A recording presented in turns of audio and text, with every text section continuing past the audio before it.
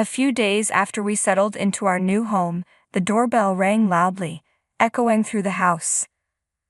I unlocked the door, and before I could react, it swung open forcefully. "Why haven't you invited us over since moving into your new house?" It was my mother-in-law standing on the doorstep. Behind her, my husband pushed me aside, looking surprised. Without waiting for an invitation, my mother-in-law stepped into the house, taking in the surroundings. "It's a nice place with a garden. Quite tasteful, surprisingly, given your lack of housekeeping skills. But I suppose even you can be useful occasionally," she commented. "Now, where's my room? This one looks like it gets plenty of sunlight." I bit back a laugh at her cheerful tone. How carefree she was, acting as if we were close. But the truth was, we were strangers. "There isn't a room for you here," I said, keeping my voice steady. Her face twisted in shock. "How can you say such a terrible thing to a family member?" "If you apologize now, I'll forgive you," my husband yelled, his face turning red. My mother-in-law smirked in agreement. It was ridiculous. A meaningless threat. I sighed and then showed them something. The moment they saw it, both my mother-in-law and husband froze. "You can't be serious.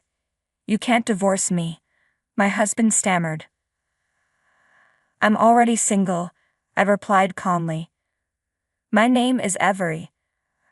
I was married to Daniel for 5 years, ever since we met at university. He had proposed strongly, and I had accepted, hoping for a happy marriage. But things were different from what I had expected. Daniel always put his mother's opinion first, even for the smallest decisions. He'd say, 'I'll ask my mom,' for everything, from where we should go on our honeymoon to which dentist we should visit, even down to the color of the bedroom curtains. He consulted her on everything and followed her advice without question. I was concerned about his behavior, but I chose to ignore it. Despite my dissatisfaction with the situation, our marriage wasn't terrible. Daniel helped with simple chores like taking out the trash, though he complained about it. On weekends, we'd dine out or take trips, and he always remembered our anniversaries and birthdays with gifts, as long as I turned a blind eye to my mother-in-law's interference. Daniel seemed like a decent husband. However, everything changed after my father-in-law passed away. Our once stable marriage began to unravel. "Avery, can we talk?" Daniel asked one evening as we sat down to dinner. "What's wrong?" I replied, sensing the tension in his voice. "Can we live with my mother?" I stared at him, stunned. "What? Why?" "It's not sudden," he said defensively. "I've been thinking about it since Dad passed away. Mom's all alone now. Understand that it's inconvenient for her to be alone, and I'm worried about her," Daniel began, his voice tinged with concern. "I know, but I really don't want to live with her. Bella is still capable, she can manage on her own," I replied. "Besides, her house is less than 20 minutes away from ours. If you're worried, we can visit her regularly." "No, you don't understand," Daniel insisted. "Even if she seems fine, anything could happen. What if she suddenly collapses? No one would be there to help, and it could be too late. Can you take responsibility for that?" I felt a lump in my throat. I don't want anything bad to happen to her either. If you refuse to live with her, I'll have no choice but to divorce you," he said, his tone serious. I stared at him in disbelief. "You're really going to do that?" "I'm serious," he affirmed. "Okay, let me think about it," I reluctantly agreed, feeling cornered. After several tense discussions, we ultimately decided to move in with his mother. Bella, Daniel's mother, had a tendency to nitpick about everything, and Daniel always obeyed her.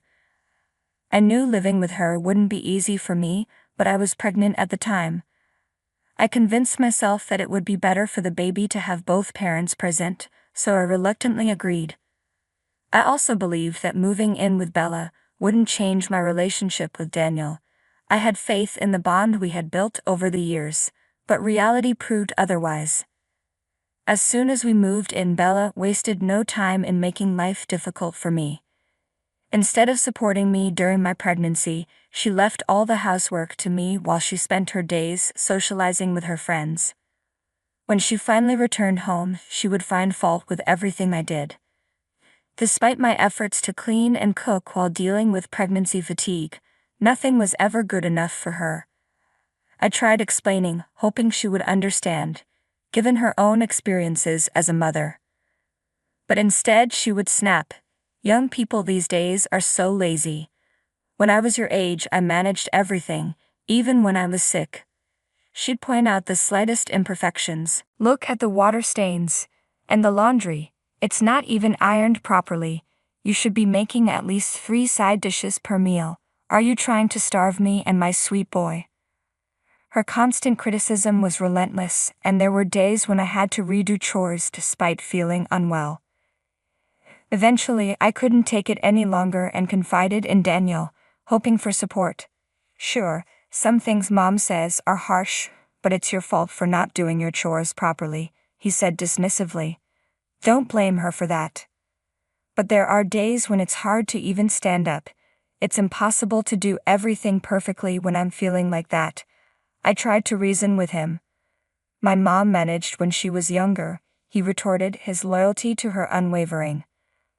"When she was pregnant with me, she managed everything, so there's no reason why you can't do it too," Daniel said dismissively. "Health varies from person to person, Daniel," I replied, frustration simmering. "Besides, your mother is out all day and nights socializing. This apartment was ours first, and she doesn't contribute to any of the bills. I need you to ask her to help with the housework until I'm feeling better."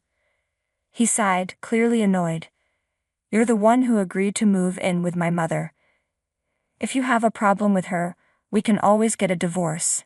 His tone was confident, as if he believed I'd never go through with it. I sighed as well, sensing the growing distance between us.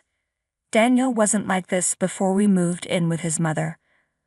But now, between his attitude, my mother-in-law's constant criticism, and my declining health, I was starting to feel the strain on our marriage. Then one day, like clockwork, my mother-in-law went out to spend time with her friends, leaving me alone in the house to do the chores. I felt a bit better than usual, so I decided to be more thorough with the cleaning. Everything seemed to be going smoothly, and I thought today might finally be a good day. But just as I was finishing up, my mother-in-law burst through the door, her face twisted in anger. "Belle, what's wrong?" I asked, startled. "Everything is wrong," she shouted. "My clothes are ruined." "What?" "But I wash them like I always do," I replied, confused. "These are expensive clothes that need to be hand-washed.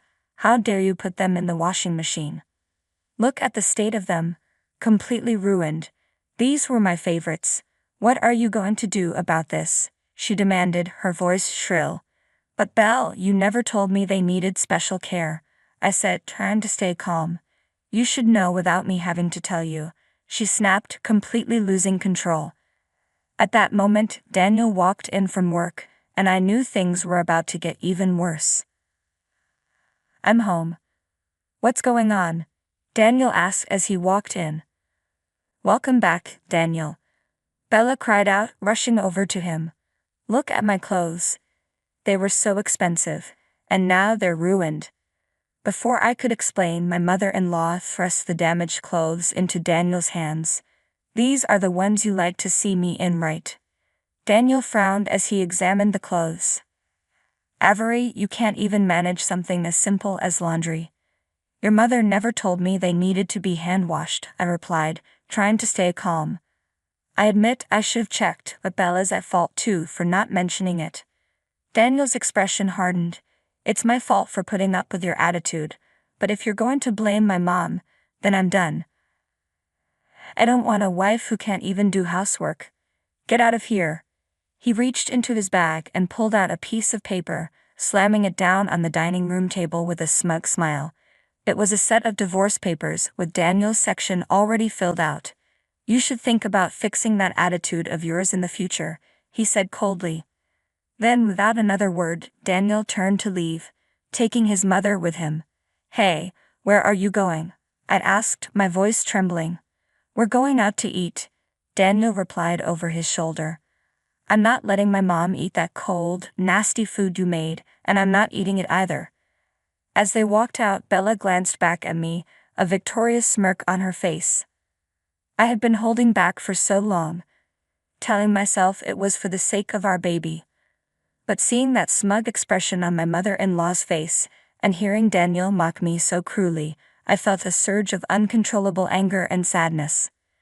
Daniel had always put his mother first, but he had never treated me with such disdain. How had things gone so wrong?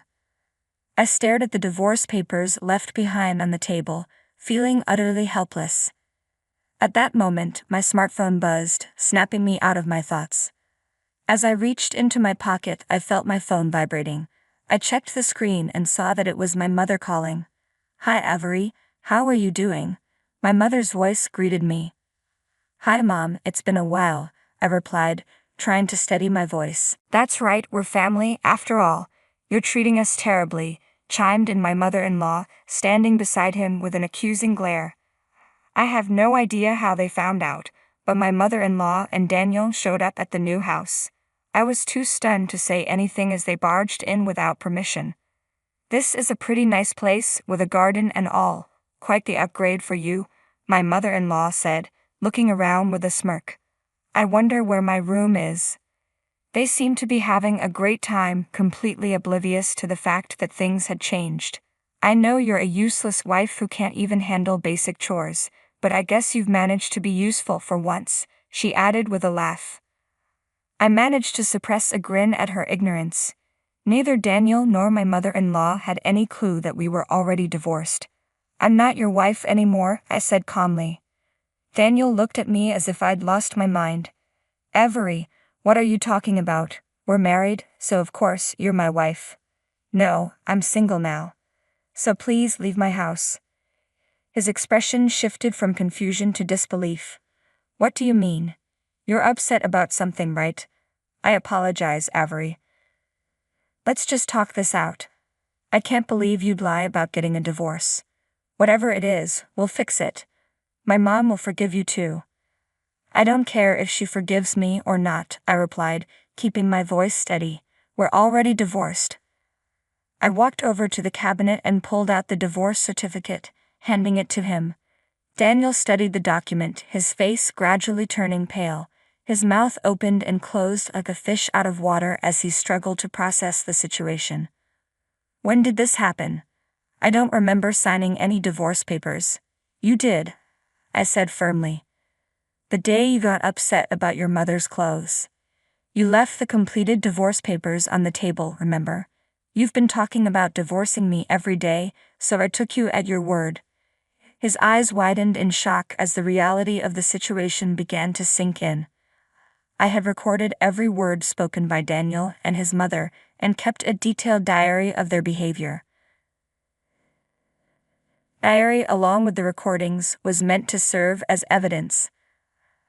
I played back the relevant audio from my smartphone, and there was my mother-in-law's voice criticizing my cooking, along with Daniel threatening, "If you serve food like this, I'm divorcing you." Both Daniel and his mother were taken aback and remained silent, unable to respond. "Since you two are now strangers," I said firmly, "you need to leave right now. I never invited you in. If you don't leave, I'll call the police." They looked alarmed and quickly retreated. I watched them leave and securely locked the door to ensure they couldn't come back. After discovering that my parents and I had purchased a new house, Daniel and his mother had to vacate their home and terminate their apartment lease. They encountered significant difficulty finding a new place to live. For the first time in a long while, Daniel and his mother were living together, and their situation was far from ideal. My mother-in-law, who had always demanded that I handle all the housework, now found herself unwilling to do it, and Daniel, unaccustomed to these tasks, struggled. She boasted to her relatives and friends about moving into a luxurious new home, but in reality, they ended up in a modest apartment. The contrast between her claims and reality led to rumors about her dishonesty. The stress of the situation caused her to take out her frustrations on Daniel. With no one else to vent to, their arguments became frequent and intense. As for me, I'm happily settled in the new house with my parents and my healthy baby boy, who was born safe and sound. My parents have been a tremendous support, and I plan to return to work once my son is older. My goal is to create a loving and joyful home where my son can grow up happy and healthy. Every day I work hard to make that vision a reality, embracing the peace and contentment in my new life. Thank you.